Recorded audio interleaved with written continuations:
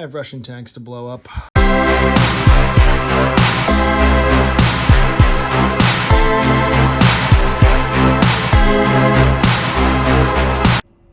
All right, so welcome to the video I'm making on advanced tips in the A-10. Now, this is actually the first video I wanted to make when I first decided to start making these stupid videos, but I kept picking really narrow topics and going down rabbit holes because that's more fun and I suck. But anyway, this is advanced tips in the A-10. This is not for beginners, so if you're a beginner in the A-10 and you know what the fuck you're doing, get the fuck out. This isn't the video for you. Go watch WAG's tutorials, or better yet, play them in the DCS training tab in the main menu, because they're actually quite good. He does a good job and he explains things, but I'm doing this video expecting you to know what a TMS is and what a soy is and, you know, basically how to employ weapons. But if you're struggling and you're getting shot down a lot and you don't really know how to be good with a weapon, this video might help you out a little bit. So we'll see how that goes. Oh, I almost forgot. And how could I possibly forget this? What I'm drinking today, you know it, you love it, you hate it because you can't find it because it's fucking sold out everywhere and $1 million fucking when you can find it. Blanton's! That's right, I'm drinking Blanton's. I figure it's kind of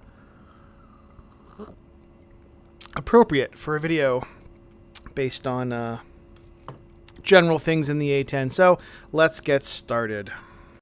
First things first, you're in your A-10 and you just spawned in and the A-10's hot and you want to go and just take off and start murdering things. So I always turn on my hammocks first. Turn your hammocks on and just do a quick sweep of your cockpit. I prefer my countermeasures in manual because I'm kind of a control freak and I don't like using the stupid programs. And I'd probably be a lot better off if I did use the programs, but I don't know, I just don't fucking like them, so I don't use them. Other than that, I'll show you how I like to configure my hammocks too, to make it a lot like an F-35. That's right, we're going to blow out the F-35, boys. So, we're going to come down here, and we're going to turn that on, those two stay the same, and then basically I turn everything on until we get to, I think it's like airspeed or something. I'll know it when I see it, so I know where to stop. That one's on. There, stop there. So, if you configure your hammocks like that, it's basically going to always display everything, except when you look at your HUD, it will only show the things in your HUD that would not normally be displayed in your HUD, only with your hammocks. So, it's a lot like a F-35's helmet-mounted sight where you don't even have a HUD in the F-35, you just have your helmet sight. But I find this to be the most effective, and it'll make a lot more sense once we take off and start flying. God, when can we finally get a fucking data cartridge so that I don't have to keep doing this every single time I spawn in a new fucking A-10? God damn it. Fucking... Let's see, what else? I'm trying to read my notes through a little nose hole in my VR headset. Oh, the fuel. The A-10 was designed to loiter for like 3.5 fucking hours over troops while they kicked around weeds, and then they get shot at and they take cover and they call him the A-10 and he turns them into pink goo with his gun. But, you know, when you're flying DCS, you're probably not going to be loitering for 3.5 hours. I mean, who knows? Maybe you are. Good for you if you are. But you might want to consider reducing your fuel load a little bit, because it'll give you a shit ton more maneuverability. Request refueling. And you ask any A-10 driver in real life what he wants, he's going to tell you more performance and more engine power. Copy. So I highly recommend reducing your fuel load. I think that's... oh, also, if you change your gun ammunition type, it will not load with the data cartridge. You actually have to go into the IFC menu, and you have to actually change the, I think, let's see, it's down here somewhere. Whoop, not that one. It is, there it is. You can change your gun ammo type here. Boop. And you can change the ammo type. And if you do have it load HEI, it's still going to show combat mix even if you changed it and loaded the data cartridge. It's still not going to change it unless you change it with the IFC. So make sure you don't forget to do that. Not that it really matters anyway, because you can use the two pippers to aim just the same no matter what type of ammo is loaded. But I'll show you that when we take off. Oh, yeah, one last quick little note here. Night mode for the HUD, it sucks. Don't use it. It's awful. Even if it's nighttime, just keep the HUD in daytime mode. Oh, well, I might as well show you this too. So a quick technique for taking off I find works out really, really, really well.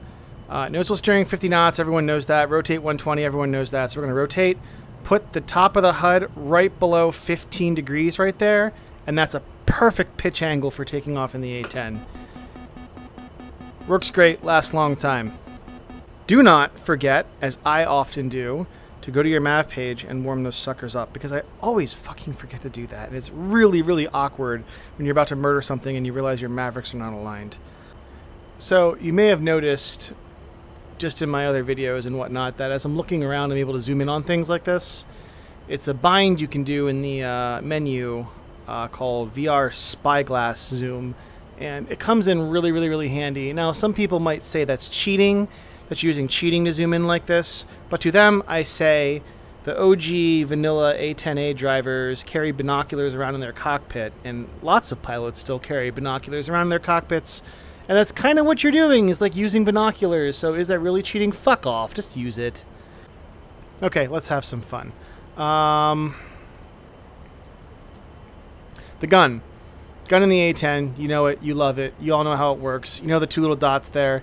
The top one is the armor piercing, and the bottom one is the HEI. The armor piercing one is depleted uranium. The bullet's heavier, and if you're a gun guy, you know that a heavier bullet retains its velocity for longer and has a flatter trajectory. So that is why the API goes further than the HEI does. Now, if you loaded your A-10 with just HEI and you forgot to change it in the IFC menu, not really a big deal. You just use the lower dot there. Whatever, just aim like that. Now, when it comes to murdering things with the A-10's gun, there's two things to remember that I want you to remember. The first is armor is actually modeled in DCS. So if you're shooting a tank, one of those down there is the T-90. If you're shooting a tank, the angle at which the bullets impact the armor matters. You want a perpendicular hit, not a glancing blow. And you also want to shoot the A-10, listen to me, shoot the T-90 in either the rear or the sides or the top of the armor, because if you shoot from the front, it's likely that you're not going to actually penetrate the armor. And also the distance matters as well. That was only a BMP-3, so it was pretty easy to kill. But if there's a T-90, I'll get that guy next. So I am off his right side right now. So as I come around to kill him, we'll aim for the rear of him.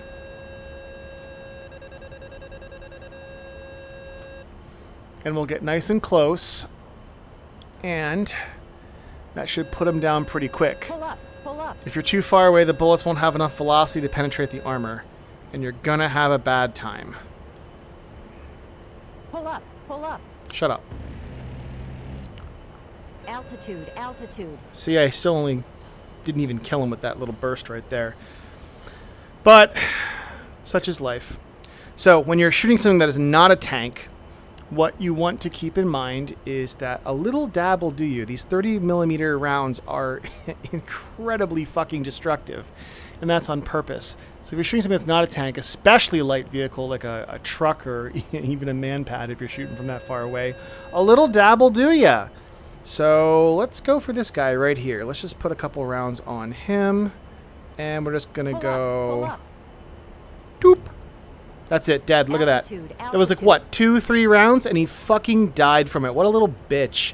So, save your ammunition. You don't need to do a whole 2 fucking second long burst of rounds on a lowly little truck or Jeep. It's just way overkill. And maybe it's fun, but you've got bigger fish to fry and more things to murder.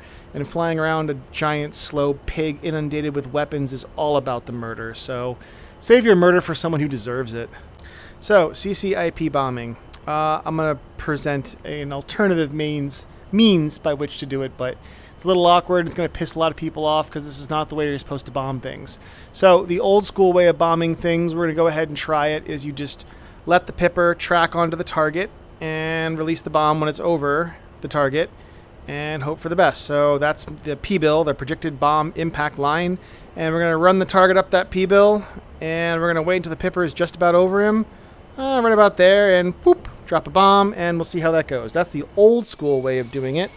And, oh, god damn, I did not mean to fucking hit that guy. Well, I guess I'm too good for my own video. Well, anyway, there's an alternative way of doing this, and I'll show it to you now. I'm reminded now of my friend who flies Vipers in real life, and he said his CCIP bombing runs were actually more accurate than his JDAM drops, which I believe it, but the Viper in real life does some pretty crazy things with the CCIP reticle, so whatever. Anyway, try this if you seem to be missing all your CCIP bombing runs. We'll go for... you'll do this guy right here. So we're going to run that pipper up just like normal, but we're going to put a little bit of forward pressure. Notice I'm pulling about 0.7 G right now. Pull up. Boop. Pull up. And that little bit of negative G dramatically increases the accuracy of your bomb. And I know that's fucking heresy to a lot of people. You never put negative G's on a bomb release, but I have a lot of success doing that with the A-10. Though, why you're using iron bombs when you have all the magic of the space age to guide munitions and warheads onto foreheads? I don't know why you're bothering with the old school stuff. Maybe you just have a fetish for Cold War things. I don't know. I kind of do. But anyway, that's a technique that seems to work great for me.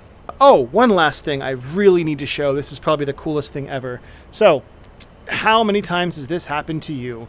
You go ahead and you put your targeting pod on something like, oh, there's a guy, and we're going to zoom in, and we're going to point track. Well, it's a dead target, but we're going to point track it, right? Okay, cool. Let's roll in on him. Say we're doing an APKWS attack. All right, cool. Looks good. So laser on. We're lasering this guy, and we're going to come in, and we're going to... CCIP. There it is. Boom. Oh, what the fuck? My pod just jumped off the target, and sometimes it doesn't reacquire. So how you fix this?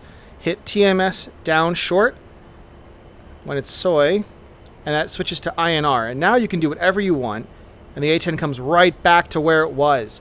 INR is your friend when it comes to APKWS attacks, especially when you're rolling in on a target, because I've had my T-pod jump off the target at the most inopportune time, all the goddamn time, and if you're in INR, that T-pod will come right back where you were looking, or at least so close it won't matter. And if you're in point track mode, maybe not. Maybe it locks onto a fucking rock or a bush or the sun or whatever it feels like, and it drove me up the freaking wall until I learned the INR thing. It was actually Wag's video on the F-16 where he talked about the INR mode of the T-pod that actually made me realize this. So thank you, Wag Daddy, for doing that. And thank you to whoever commented on my one video saying respect Wag Daddy. Pull up. Because now I can't stop calling him Wag Daddy. Anyway, that's my video. I think the next one I'm going to do is going to be on air-to-air in the A-10, because that is a topic that is not covered nearly enough. Everyone's all like, oh, well, I'll dogfight an Su-25 in the A-10. That'll be cool, right? And I'm like, yeah, okay. Everyone, their mom and their dog has done the I'm going to dogfight an Su-25 in the A-10. So I'm going to cover what happens Pull up. Pull up. when you actually have to get jumped by an Su-27 or something like that, and you have to fight for your fucking life. Because that's actually, you know, a valuable life skill when you're in the A-10, is fighting for your life. So until next time, guys, thank you for watching my stupid video, and I don't know, don't subscribe, I don't give a shit. I'm doing this for my own sick amusement. I don't care if you like it or not. Okay, bye.